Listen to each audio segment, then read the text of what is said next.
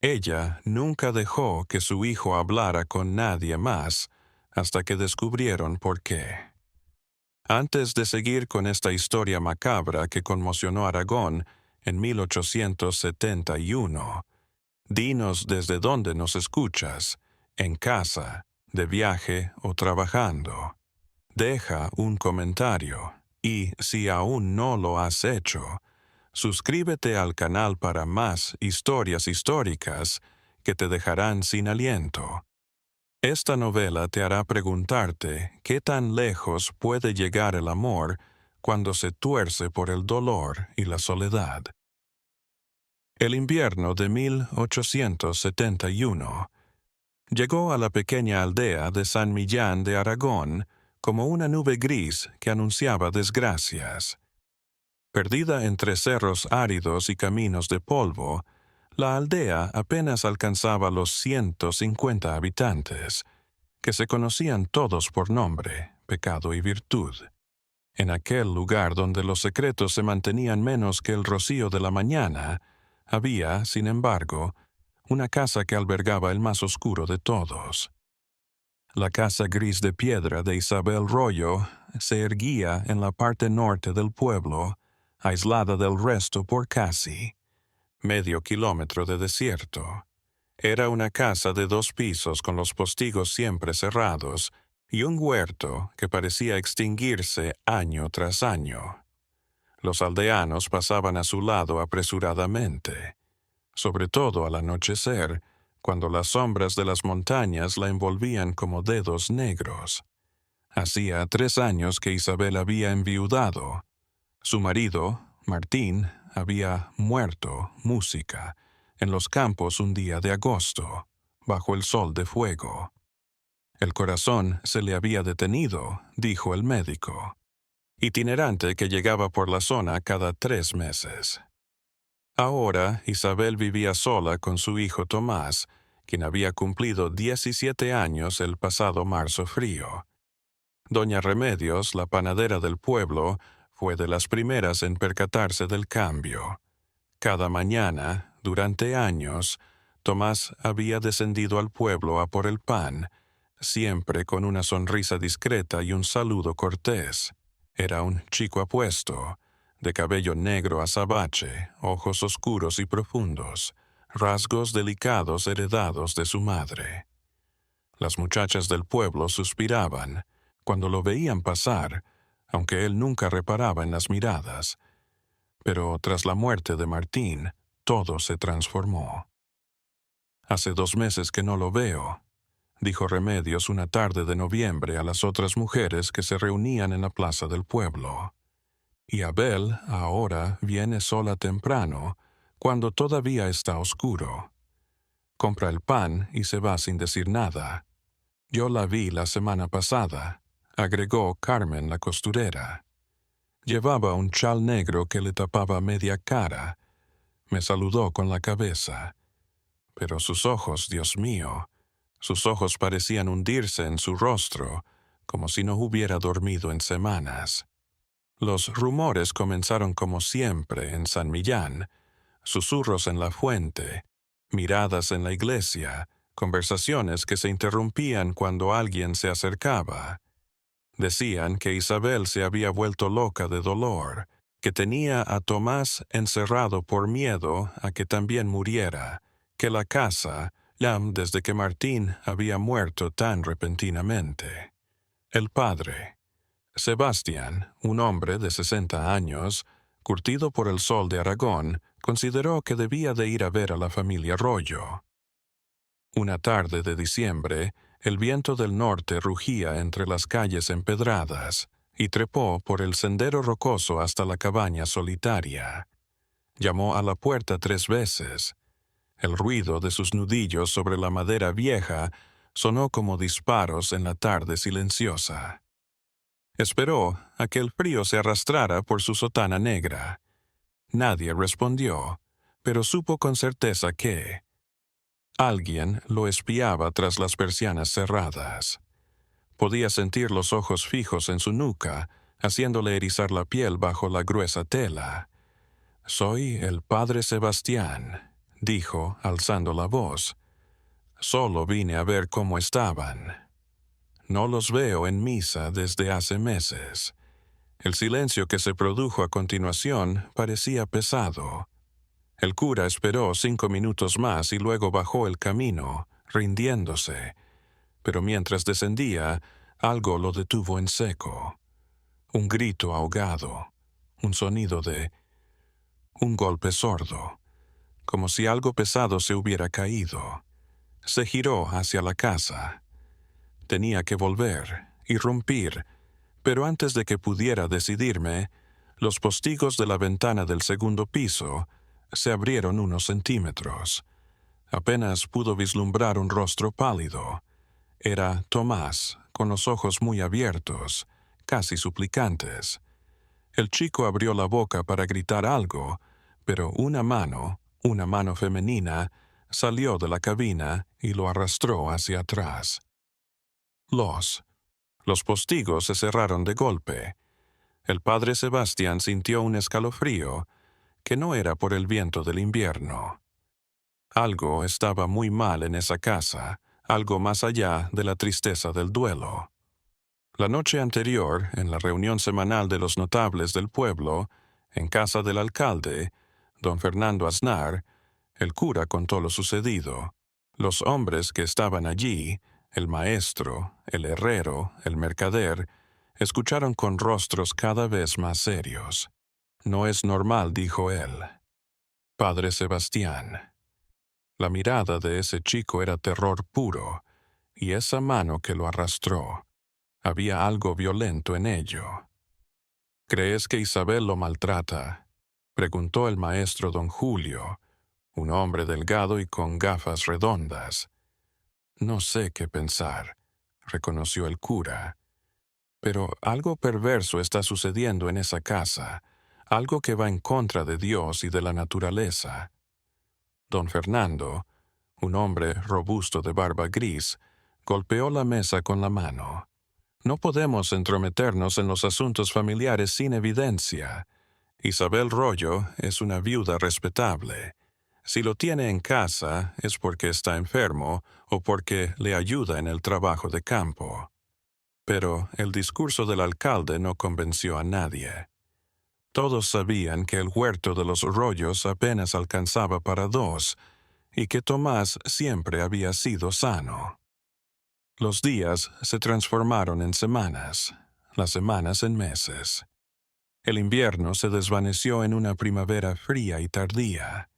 Isabel continuó descendiendo al pueblo solo para lo necesario: pan, aceite, algo de carne cuando podía pagarla.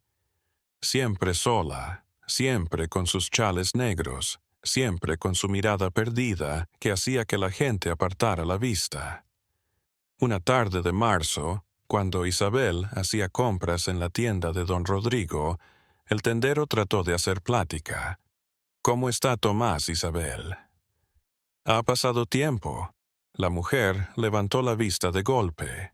Sus hermosos ojos ahora eran 2 pozos oscuros en un rostro demacrado. Tenía apenas 38 años, pero parecía de 50. Está bien, respondió con la voz ronca como si no estuviera acostumbrada a hablar. Está estudiando. Estudios. Don Rodrigo levantó las cejas. No sabía que tuvieras un tutor. Yo le doy la lección, dijo Isabel, y su mano tembló al dejar las monedas sobre el mostrador. Nadie le enseña como yo. Nadie lo conoce como yo. Nadie se detuvo en seco como si hubiera revelado demasiado. Tomó sus compras y salió de la tienda a paso ligero. Don Rodrigo la vio alejarse con un nudo en el estómago. Había algo en la manera en que Isabel había pronunciado esas palabras, una posesividad extraña, casi enfermiza, que lo perturbó. Aquella noche, los habitantes de San Millán oyeron algo que les congeló la sangre. Desde la casa de los Rollo, el viento que descendía de las montañas trajo gritos. No entendían lo que decían, pero el tono era inconfundible. Oración, dolor, desesperación. Era la voz de Tomás gritando una y otra vez. Y entonces el silencio más mortal que ninguno de ellos había oído jamás.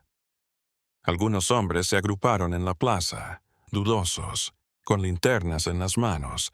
Tenían que subir, tenían que hacer algo, pero el temor a equivocarse, a inmiscuirse donde no debían, los retuvo en el lugar mientras la noche se extendía y el silencio de la casa en la colina se hacía más pesado. Nadie durmió bien esa noche en San Millán. Todos sabían con esa certeza visceral que algo monstruoso estaba ocurriendo bajo ese techo gris, pero nadie sospechaba aún el horror que se ocultaba tras aquellos muros de piedra. La primavera llegó y, con ella, la conciencia de que se le acababa el tiempo a Tomás Royo. La primavera de 1871 había sido seca. Las lluvias habían sido escasas y resecaban la tierra de Aragón. En San Millán la vida seguía su curso. Las mujeres lavaban ropa en el río, los hombres en los campos, los niños en las calles polvorientas, pero por encima de todo una tensión silenciosa, un malestar que nadie podía nombrar, pero que todos sentían. La casa de los Royos se había vuelto una obsesión para el pueblo, como una herida que no cerraba, como una nota desafinada en una canción familiar. Los aldeanos habían comenzado a tomar caminos alternativos para no tener que pasar frente a ella, pero eso solo aumentaba su presencia en el diálogo y en la mente. Fue Mateo, el hijo adolescente del herrero, quien aportó la siguiente pieza del rompecabezas. Una tarde de abril, mientras ayudaba a su padre en la forja, contó algo que había visto días atrás. Estaba cazando conejos en la ladera, dijo con voz vacilante, cerca de la casa de los Royo. Me agaché tras unas rocas, no quería que me vieran rondando por aquí. Entonces apareció Isabel, pero no estaba sola. Tomás estaba con ella. ¿Preguntó su padre? Con el martillo suspendido a media altura. No exactamente. Mateo tragó saliva arrastrándolo. Él la seguía varios pasos atrás con una cuerda atada a su muñeca como si fuera un animal, y la Isabel le susurraba cosas al oído todo el rato, pero no oí que la noticia se propagara como la pólvora. En horas todo San Millán conocía la historia de Mateo. Las interpretaciones eran diversas. Otros afirmaban que Tomás había tratado de huir y su madre lo castigaba. Otros decían que el chico había perdido la razón y ella lo cuidaba de la única manera que conocía. Los más creativos murmuraban sobre brujería y maleficios, pero nadie se atrevía todavía a nombrar la palabra que comenzaba a gestarse en las sombras de sus mentes. El padre Sebastián volvió a intentarlo. Esta vez no iría solo. Convenció al alcalde don Fernando de que lo acompañara, diciéndole que, si ocurría algún peligro o abuso, la autoridad civil debía estar presente. Era un jueves por la tarde, cuando los dos hombres se adentraron en la camino rocoso. El sol se ponía, coloreando las montañas de naranja y púrpura. La casa de los Royos se veía más aterradora que nunca, sus paredes de piedra tragándose la luz del atardecer. Esta vez Isabel abrió la puerta, envuelta en un chal negro, su cabello oscuro recogido en un moño descuidado. Algo salvaje en su aspecto, algo que no estaba presente hace meses. Sus ojos ardían con intensidad, sus manos se retorcían y su boca se abría y cerraba. Curvó en lo que podría haber sido una sonrisa o una mueca de dolor. Padre Sebastián, don Fernando, dijo en un susurro. ¡Qué sorpresa, Isabel! Tenemos que hablar contigo. El alcalde fue tajante. Y tenemos que ver a Tomás, comprobar que está bien. Está bien, respondió ella, pero no se movió de la puerta, su cuerpo bloqueando el camino. Solo está descansando. Ha tenido fiebre. Entonces muéstranos, insistió el padre. Sebastián, como su párroco velo por el bien de todos mis feligreses. Algo oscuro pasó por el rostro de Isabel por un instante. Sus dedos se apretaron en el marco de la puerta hasta que sus nudillos se pusieron blancos. Nadie lo ve, murmuró, y había algo en su tono, algo posesivo, algo salvaje. Nadie me entiende como él, nadie lo cuida como yo. Desde que su padre falleció, solo me tiene a mí. Solo a mí, Isabel. El párroco se adelantó. Eso no es normal. Tomás es un chico. Necesita interactuar con los demás. Necesita a su mamá. El grito de Isabel lo sobresaltó. Su rostro se había contorsionado en una emoción que ninguno de los dos hombres pudo nombrar. Solo a su madre. Todo lo demás es falso. Todo lo demás lo hiere. Y antes de que pudieran reaccionar, cerró la puerta de golpe. La oyeron correr el cerrojo y luego otros cerrojos que ninguno de ellos sabía que estaban allí. Uno tras otro, el sonido metálico resonó en el espacio. Tarde como campanas de muerto. Ambos hombres se quedaron helados mientras desde dentro de la casa se elevaba un sonido. Al principio creyeron que era el viento, pero no era viento. Era el llanto de un joven desesperado. Bajaron el camino en silencio. Solo cuando llegaron de nuevo al pueblo, don Fernando habló. Mañana convocaré al consejo. Esto no puede seguir. Pero el destino tenía otros planes. Esa noche, cuando la luna llena bañaba de luz espectral las calles de San Millán. Los alaridos recomenzaron. Esta vez eran otros, más largos, más desesperados, más personales en su agonía. Juana, una viuda que vivía en la casa más cercana al camino de las Rollo, fue quien mejor los oyó. Después, con lágrimas en los ojos y la voz entrecortada, contaría lo que escuchó. No eran gritos de miedo, eran gritos de súplica. Madre, no de nuevo. Esto no está bien. Esto no está bien. Bueno. Y luego nada. Silencio. Peor que los gritos. A la mañana siguiente, el pueblo despertó con un dolor de cabeza colectivo. Algo se movía en el aire, una especie de contaminación moral que parecía emanar de aquella casa en la colina. Las madres apretaban a sus hijos. Los hombres evitaban mirarse. Todos sabían que algo terrible estaba por revelarse, pero nadie quería ser el primero en decir lo indecible. El padre Sebastián se quedó todo el día en la iglesia, de rodillas ante el altar, orando por dirección. ¿Qué podía hacer?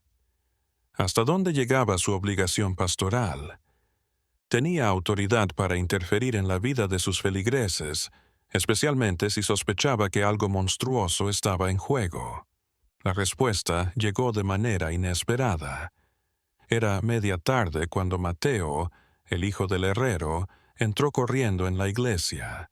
Había vuelto a las montañas y traía noticias apremiantes.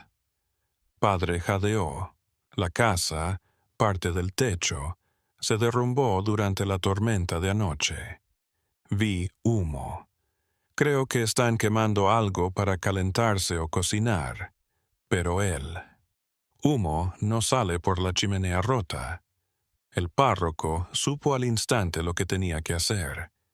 Si la casa estaba destrozada, Isabel y Tomás necesitarían ayuda. Ya no había razón para no intervenir. Reunió al alcalde, al médico don Álvaro, que había llegado esa mañana para su visita trimestral, y a algunos varones del lugar. Subieron todos, con herramientas y mantas listos para ayudar. La casa estaba exactamente como Mateo la había descrito. Se había derrumbado parte del techo dejando al descubierto las vigas de madera. Llamaron a la puerta, pero esta vez no hubo respuesta. Don Fernando accionó el picaporte y la puerta cedió. Los cerrojos no estaban puestos. «Isabel, Tomás», gritó el alcalde al entrar. El interior estaba oscuro y hacía un frío de muerte. Los postigos cerrados no dejaban pasar la luz, y el olor a humedad y moho era sofocante. Algo más en el aroma, algo dulce y enfermizo que nadie pudo nombrar. Los halló en la sala principal, sentados frente a una chimenea apagada. Isabel y Tomás, madre e hijo, demasiado cerca en una escena que ninguno de los presentes olvidaría jamás. Tomás apoyó la cabeza en el hombro de su madre y ella lo abrazó con ambos brazos. No era un abrazo maternal. Las manos de la mujer se aferraban a su hijo como garras en la tela de su camisa. Y la manera en que lo miraba incluso cuando los hombres entraron, incluso con espectadores, era una mirada de posesión, de amor pervertido en algo irreconocible. Tomás levantó la vista cuando entraron. Su rostro estaba pálido, demacrado, con ojeras hundidas que lo hacían parecer un enfermo terminal. Pero lo más inquietante era su mirada, una mezcla de alivio y horror, esperanza y desesperación, como si una parte de él anhelara ser rescatado, pero otra no pudiera soportar la idea de alejarse de su madre. «Ayúdame», susurró, su voz ronca, casi inaudible. «Ayúdenme, por favor». Isabel se levantó de un tirón. Salto, poniéndose delante de su hijo como una leona, 35-17, protegiendo a su cachorro. «¡Fuera!», gritó. «¡Fuera de mi casa!». No tienen derecho. Pero era demasiado tarde. Los hombres habían soportado suficiente. La manera en que se abrazaban esos dos, lo enfermiza que era su relación, lo perdido que estaba el chico. Todo parecía algo más que duelo o sobreprotección. Señalaba un pecado sin nombre en aquel pueblo devoto de Aragón. La escena en la casa de los Rollos quedó, congelada en el tiempo. Los hombres de San Millán, apiñados en la entrada con sus herramientas y mantas, miraban a Isabel Rollo, poniéndose entre ellos y su hijo como un escudo humano. El padre Sebastián fue el primero en hablar. Isabel dijo con firmeza, pero no sin piedad: «El techo de tu casa está destrozado. No puedes quedarte aquí. Los dos tienen que venir al pueblo hasta que arreglemos el destrozo. No queremos nada de vosotros». La voz de Isabel era ronca, desesperada. «Estamos bien, siempre hemos estado bien, mamá». La voz de Tomás llegó desde detrás de ella, apenas un susurro.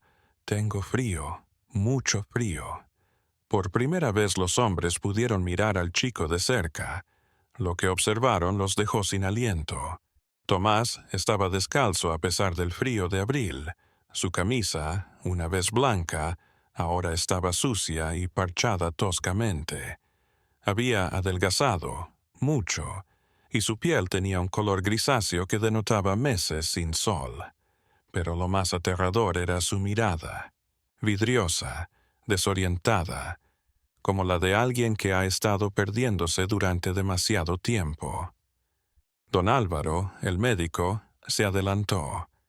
Se trataba de un hombre de unos 50 años, conocedor de toda clase de males y miserias humanas, música, en los pueblos perdidos de Aragón. «Señor Arroyo, su hijo necesita atención médica», dijo con autoridad profesional. «Déjeme al menos echar un vistazo». «No lo toques». Isabel se lanzó sobre el médico con tal violencia que dos hombres tuvieron que sujetarla. Sujetarla. «No permita que lo toquen, Tomás. Nadie te toca, solo yo». Esas palabras, dichas con tanta posesividad, cayeron como hielo sobre nosotros. Se miraron entre ellos un reconocimiento silencioso y horrible de que estaban lidiando con algo mucho peor de lo que imaginaban. Tomás, el padre Sebastián, se dirigió al muchacho. ¿Quieres irte? ¿Te echamos una mano? El chico abrió la boca, pero no salió nada. Sus ojos se llenaron de lágrimas que se deslizaron por sus mejillas hundidas. Asintió una vez, 2 veces, y con ese gesto selló el destino de su madre y el suyo. Pues ven con nosotros, extendióle el cura la mano. Nadie te va a hacer daño. Lo que siguió fue un caos. Isabel gritó, se retorció en los brazos de los hombres que la sujetaban. Sus gritos eran inhumanos, llenos de un terror ancestral que congeló la sangre de todos los presentes. Es mi hijo, mío. No pueden quitármelo. Es todo lo que tengo, todo lo que me queda de Martín. Es mío. Tomás se tambaleó hacia la puerta, sus piernas apenas sosteniéndolo. El padre Sebastián lo envolvió con su brazo, sintiendo lo delicado que estaba el joven, como si fuera a romperse al menor toque. Al pueblo bajaron en fúnebre cortejo. Isabel iba en medio de 4 hombres que la sujetaban, gritando y llorando. Tomás se apoyaba en el cura y en el médico. Sus pies descalzos sangraban por las piedras del camino. Los aldeanos salieron de sus casas al oír el ruido, y lo que vieron los dejó sin palabras. Lo llevaron a la casa del médico, una pequeña edificación de 2 pisos al lado de la plaza principal. Lo tendieron en un catre limpio, lo taparon con mantas y don Álvaro lo revisó mientras las mujeres del pueblo preparaban caldo caliente y agua para música, un baño. Isabel fue llevada a la casa del alcalde, donde la encerraron en una habitación del 2º piso.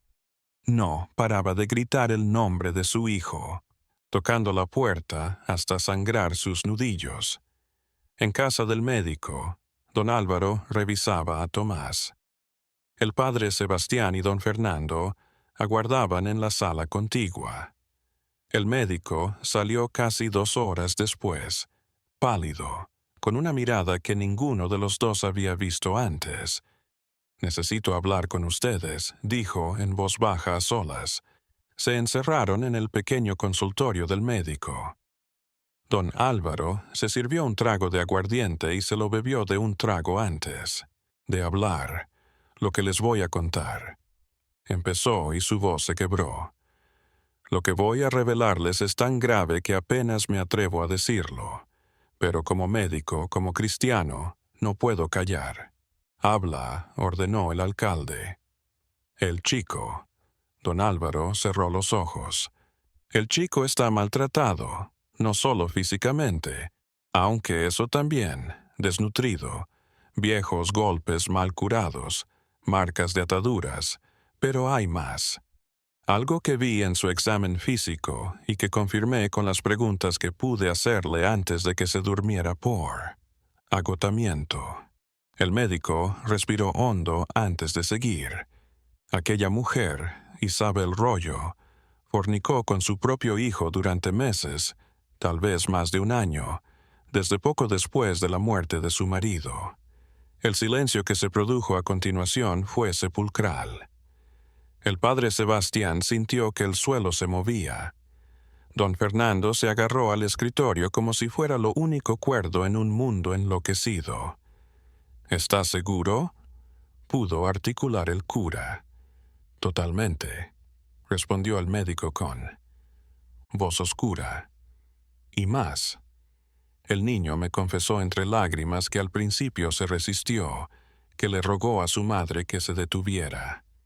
Pero ella le hizo creer que era lo correcto, que era la única manera de mantener vivo el amor de su padre, que nadie más los entendería, que el mundo los juzgaría, pero que lo que tenían era puro y necesario. Dios misericordioso. rezó el padre Sebastián, santiguándose. Lo apartó de todo, prosiguió don Álvaro. No, le dejaba ver a nadie, hablar con nadie. Le repetía que todos los demás lo traicionarían, que todos los demás querían separarlo de él. Lo amarraba para que no escapara mientras dormía. Le pegaba si se rebelaba. Y lentamente, mes tras mes, rompió su voluntad, hasta transformarlo en lo que vieron hoy. Un caparazón vacío. Un chico que ya no sabe quién es, qué está bien, qué está mal. Don Fernando se dejó caer en una silla, su rostro entre sus manos. ¿Y ahora qué?, dijo con la voz entrecortada. Esto es más grande que nosotros, más grande que este pueblo.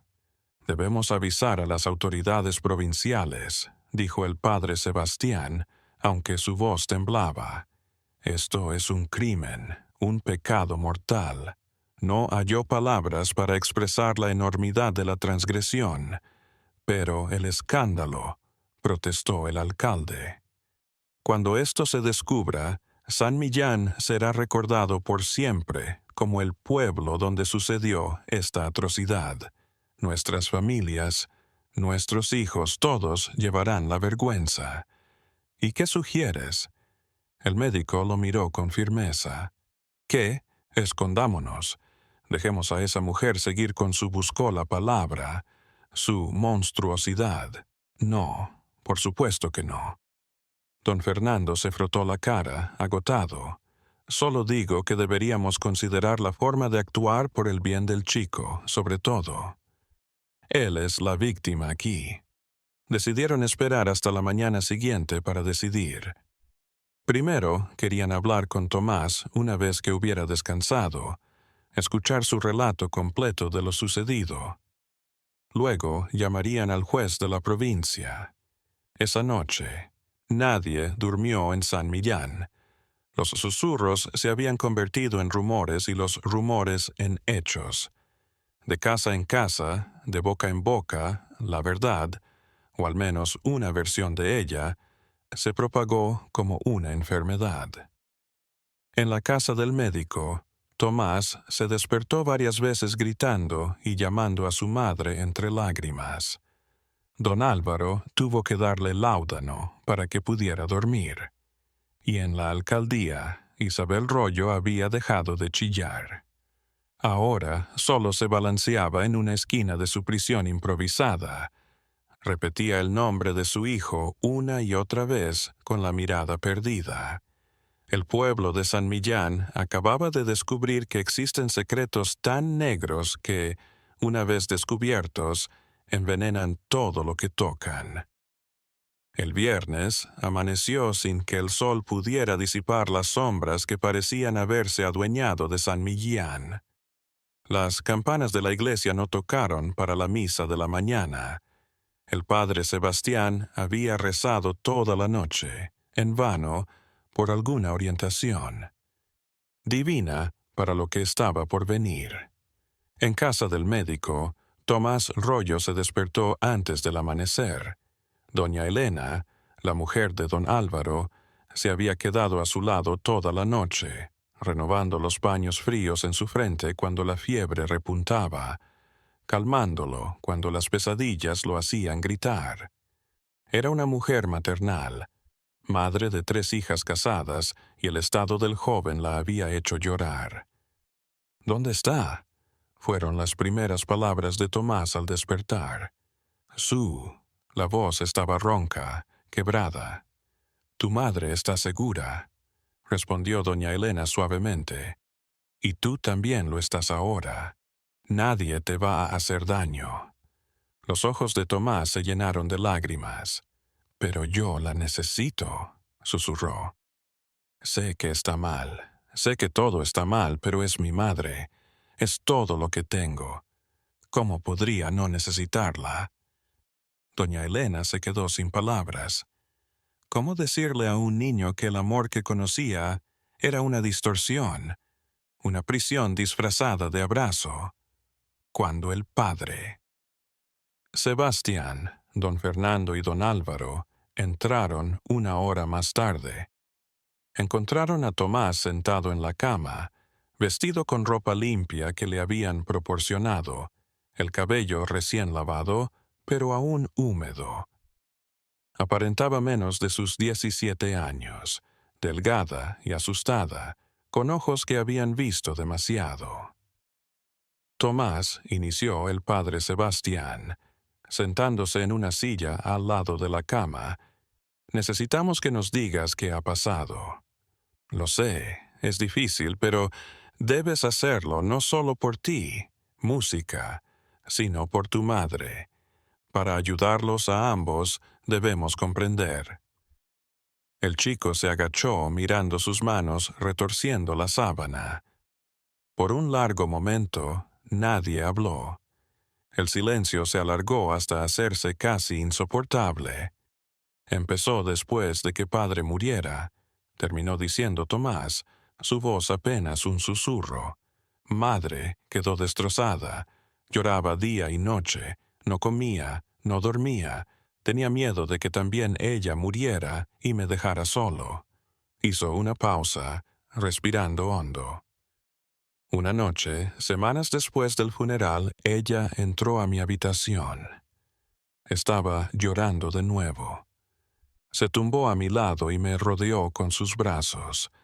Dijo que era lo único que le quedaba de mi padre, que me parecía tanto a él que cuando me abrazaba sentía que todavía estaba presente. Los 3 hombres escuchaban, sus puños cerrados, sus mandíbulas tensas. Al principio fue solo eso, continuó Tomás. Abrazos, dormir juntos porque ella no podía estar sola. Me pareció normal, triste, pero normal. También yo echaba de menos a mi padre. También estaba solo. Su voz música rompió, pero luego cambió.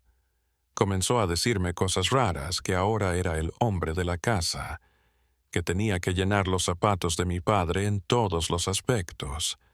No entendía a qué te referías, pero luego las lágrimas comenzaron a caer por sus mejillas. Luego me tocó donde no debía, y cuando traté de alejarme, cuando le dije que estaba mal, se enojó. ¿Te golpeó?, preguntó don Álvaro en voz baja. Tomás asintió. Me dijo que era un mal hijo, que estaba rechazando él. Amor de mi propia madre, que si la amaba, si amaba la memoria de mi padre, haría lo que ella necesitaba. Me dijo que esto era lo que hacían las familias que se amaban, pero que nadie más lo comprendería, que el mundo era despiadado y nos juzgaría, pero que nosotros conocíamos la verdad. Se tapó la cara y yo, Dios mío, yo la creí, o al menos una parte de mí quería creerla porque en una cosa tenía razón. Ella era todo lo que tenía. Si la perdía, estaría música solo en el mundo. ¿Cuándo? ¿Cuándo se inició la relación carnal? El padre Sebastián casi no pudo hablar. 2 meses después de la muerte de papá, respondió Tomás, su voz plana. Agosto era caluroso. Ella entró a mi habitación y pasó. Yo traté de resistirme. Lo juré a Dios, lo intenté. Lloré, le rogué, pero ella continuó afirmando que esto era amor, que así debía ser. Y después de esa noche me empezó a encerrar. ¿A encerrarte?, preguntó el alcalde. No me dejaba salir. De casa. Dijo que el pueblo era peligroso, que la gente nos quería separar, que todos nos matarían si supieran cuánto nos amábamos. Me amarraba a la cama cuando iba a comprar víveres, y cuando estábamos juntos me decía una y otra vez que yo era lo único que le importaba, que éramos nosotros contra el mundo. Tomás se secó las lágrimas con el dorso de la mano. Al principio luchaba, gritaba, trataba de huir, pero ella siempre me persuadía de quedarme. Me decía que afuera no había nada para mí, que nadie me querría como ella me quería, y poco a poco me lo creí. Comencé a creer que tal vez tenía razón, tal vez esto era normal y yo estaba equivocado. Música, no estabas equivocado, dijo el padre Sebastián con firmeza. Lo que hizo está mal, muy mal. Tú eres la víctima, Tomás. Ella se aprovechó de ti, música, de ser tu madre, de tu confianza. Nada de esto es tu culpa, pero yo algunas veces no me resistí, admitió Tomás, con la voz rota. A veces ni siquiera pudo completar la oración. Don Álvaro se sentó en la orilla de la cama y puso una mano en el hombro del chico. Eso es manipulación, Tomás. Tu madre te aisló, te manipuló, te hizo cuestionar tu propia realidad. Es comprensible que en algún momento tu resistencia cediera. Eso no te convierte en un cómplice. Eres un hijo traicionado por quien más debía cuidarte. Tomás se derrumbó entonces, llorando con fuerza, todo su cuerpo temblando. Doña Elena, que se había quedado en la puerta, se acercó y lo abrazó maternalmente, dejándolo llorar en su hombro mientras le acariciaba el cabello. Los tres hombres salieron de la habitación para dejarla sola. En el pasillo se miraron con ojos oscuros. «Tenemos que llevar esto ante el juez de inmediato», dijo el padre Sebastián. «Esto es criminal. Isabel Royo tiene que pagar por lo que hizo». «Pero, ¿qué va a hacer del muchacho?», dijo don Fernando. «Cuando esto salga a la luz, su vida cambiará para siempre. En cada pueblo que visite será recordado como el que no terminó la frase. No podemos defenderlo mintiendo», dijo el médico. «Lo mejor que podemos hacer por él es garantizarle ayuda, hacerle saber que fue víctima de un delito, no partícipe de uno». Acordaron que el padre Sebastián iría esa misma tarde a Zaragoza a comunicar la noticia a las autoridades eclesiásticas y civiles. Mientras tanto, Tomás quedaría al cuidado del médico, e Isabel se quedaría prisionera en la casa del alcalde. Pero antes de que pudieran llevar a cabo su plan, algo sucedió que lo cambió todo. Era media tarde cuando los gritos comenzaron. Llegaban desde la casa del alcalde, agudos y desgarradores. Los hombres se precipitaron hacia él, seguidos de algunos aldeanos que habían oído el ruido. Encontraron a los guardias que custodiaban a Isabel en el pasillo, aturdidos, pero vivos. Uno tenía un corte sangrante en la frente. Isabel había roto una jarra de cerámica, y los había atacado cuando le traían la comida. Luego había escapado. «Revisen la casa del médico», gritó don Fernando. «Va atrás su hijo». Corrieron de vuelta, pero era demasiado tarde. Isabel había entrado por la ventana trasera, la misma habitación donde dormía Tomás. Doña Elena estaba tirada en el suelo, inconsciente, pero respirando. Isabel la había abofeteado para quitarla de en medio. Y ahora madre e hijo estaban encerrados en la habitación con la puerta cerrada por dentro. Los hombres llamaron a la puerta, golpeando la madera, que abriera. Desde dentro se oían voces. Isabel rogando, Tomás llorando. Una conversación desesperada entre dos personas atrapadas en un horror compartido. «Sígueme», gritaba Isabel. «Podemos irnos lejos, donde nadie nos conozca. Podemos empezar de nuevo». «No, no, mamá». La voz de Tomás estaba rota. «No puedo. Esto debe detenerse. No está bien, nunca estuvo bien». «Pero, ¿me amas?», repetía. «Sé que me amas. Nunca nadie te amará como yo». «Eso no es amor», gritó Tomás, con una fuerza que nadie había oído en su voz. Eso es una enfermedad. Nos está matando a los dos. Un ruido, un grito ahogado y silencio. Cuando finalmente tumbaron la puerta, encontraron a Isabel acurrucada en una esquina, balanceándose con la mirada perdida en la nada. Tomás estaba en la ventana, temblando. Música, pero de pie. «Váyanse», les dijo a los hombres. «Solo llévensela, llévensela». «Apártate de mí». Y mientras dos hombres se llevaban a Isabel Rollo, repitiendo una y otra vez el nombre de su hijo, Tomás se desplomó en la cama, tapándose la cara con las manos. Había hecho la cosa más difícil de su vida.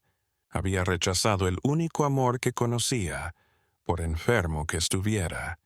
Había preferido la verdad al confort de la mentira, pero el coste de esa decisión apenas empezaba a manifestarse.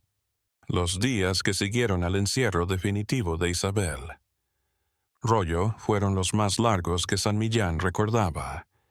El padre Sebastián fue a Zaragoza, tal como había prometido, y volvió 3 días después con el fiscal provincial y 2 eclesiásticos, un canónigo y un notario eclesiástico, portadores de la autoridad para instruir el caso formalmente.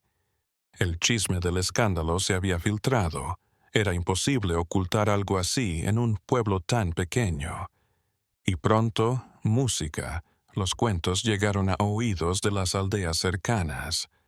San Millán se transformó. De la noche a la mañana, en el epicentro de un torbellino de chismes, conjeturas y valoraciones morales que llegaban de toda Aragón. Isabel fue conducida a una celda del convento de las Hermanas de la Caridad en Zaragoza, donde sería examinada médica y espiritualmente. Su salud mental se había deteriorado. Podía permanecer horas sin mediar palabra y de repente comenzaba a hablar sola, dirigiéndose a un Tomás imaginario, rogándole que la perdonara, jurándole amor maternal. Distorsionado.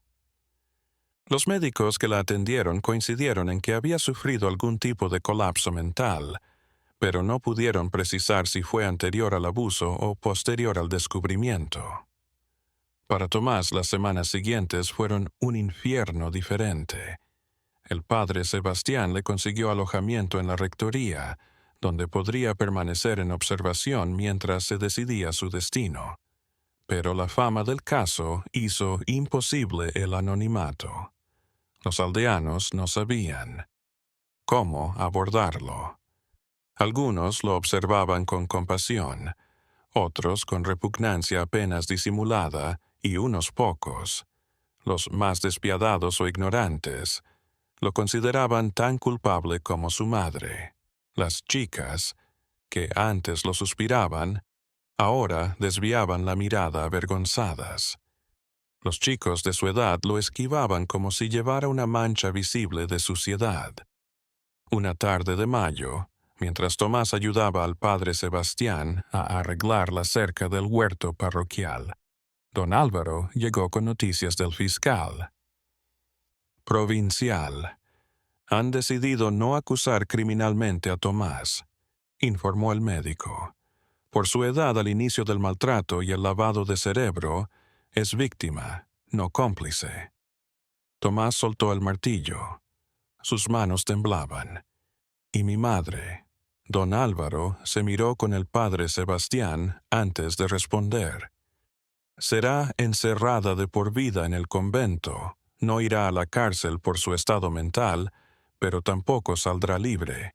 Pasará sus días al cuidado de las hermanas en clausura y penitencia. ¿Puedo verla?, preguntó Tomás con la voz rota. No es aconsejable, intervino el padre Sebastián con suavidad. Al menos no por el momento. Tal vez algún día cuando ambos estén sanados, pero por el momento lo mejor es que te alejes de ella por completo. Tomás asintió lentamente, con las lágrimas rodando por sus mejillas. Por mucho que supiera lo que su madre le había hecho, era su madre, lo único que tenía. reconocido. Rechazarla por completo era como arrancarse una parte de sí mismo. ¿Y qué hago?, dijo. No puedo quedarme. Todos, la manera en que me miran. Don Álvaro sacó un sobre de su chaqueta. He llamado a un primo mío en Barcelona. Es negociante. Tiene un negocio exitoso de importación de telas. Te ha tomado como aprendiz. Vivirías en su casa, con su familia, y te enseñaría el trabajo. Nadie te conocerá allí. Podrías empezar de nuevo. La frase de Tomás era una mezcla de esperanza y miedo. Barcelona está muy lejos. Sí, dijo el padre Sebastián. Suficiente para que puedas hacer una nueva vida, una vida normal. Te lo mereces, Tomás. Pero los dos sabían que nada volvería a ser normal para Tomás Royo. La despedida fue una mañana de junio bajo la lluvia.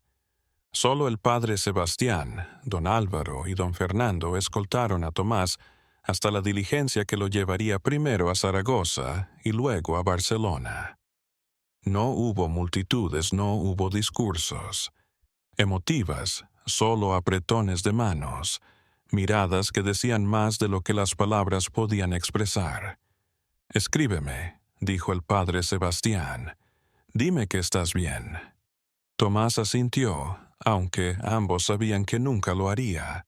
Esta gente, este pueblo, eran un música capítulo de su vida que necesitaba cerrar. La diligencia se alejó por el camino polvoriento. Los tres hombres se quedaron mirando hasta que se convirtió en un punto, pequeño en el horizonte.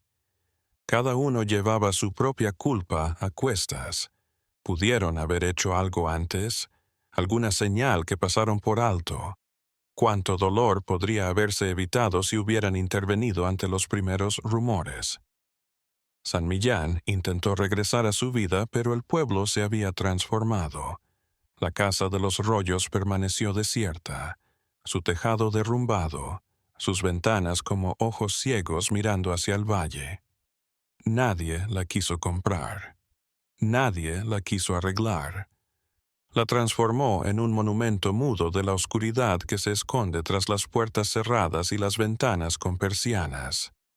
Los niños comenzaron a decir que la casa estaba encantada. Las madres les prohibían acercarse no por temor a fantasmas, sino por miedo a lo que representaba. La evidencia de que el mal no siempre llega de afuera, sino que puede surgir dentro de las propias familias que se supone que deben protegernos. Con el tiempo, la de Isabel y Tomás Royo se transformó en leyenda, luego en mito, finalmente en un susurro de advertencia. Cuidado con el amor posesivo, advertían las abuelas a sus nietos. Cuidado con el dolor que enloquece. En Barcelona, Tomás se hizo llamar Miguel Torres. Trabajó para el hombre que lo había acogido, aprendió el oficio de comerciante y, con el tiempo, prosperó modestamente. Se casó a los 25 años con una mujer amable llamada Rosa y tuvo 3 hijos, pero nunca hablaba de su pasado, ni siquiera a Rosa, no a Rosa. Había una parte de su vida que estaba enterrada tan adentro que hasta pensar en ella le dolía. Las pesadillas lo atormentaban, siempre la misma casa, los techos bajos, los postigos cerrados, el olor a humedad, la voz de su madre llamándolo, siempre llamándolo. Nunca volvió a Aragón. Nunca contestó las cartas esporádicas del padre Sebastián sobre la salud de la madre. Cuando la noticia llegó, años después, que Isabel había fallecido en el convento mientras dormía, según decían, Miguel Torres no fue al funeral, no lloró. Simplemente tomó la carta, la quemó en la chimenea y siguió con su día. Pero por la noche, en la soledad de su habitación, después de que Rosa se quedara dormida, se permitió llorar, no por la madre que tenía, sino por la que debería haber sido. no por el amor que se tenían, sino por el amor que le fue arrebatado, no por lo que era, sino por toda la música, lo que pudo haber sido. En San Millán, la Casa de los Rollos finalmente se derrumbó por completo durante una fuerte tormenta de invierno en 1889. Los aldeanos no la reconstruyeron. Dejaron que la naturaleza se apoderara de nuevo del lugar, que los matorrales y las malas hierbas cubrieran los cimientos de piedra, que el tiempo borrara las huellas de lo que había sucedido allí. Pero la memoria vivía en las historias que los ancianos contaban alrededor del fuego en las noches. Las noches heladas, en las advertencias de las madres a sus hijas sobre los peligros del amor pervertido, en el silencio incómodo que se apoderaba del pueblo cuando alguien mencionaba incluso décadas después el nombre Rollo, porque San Millán había aprendido por las malas que los monstruos no siempre tienen garras y colmillos, que a veces vienen disfrazados de amor, que el horror más profundo puede surgir de las relaciones más sagradas. Toda redención.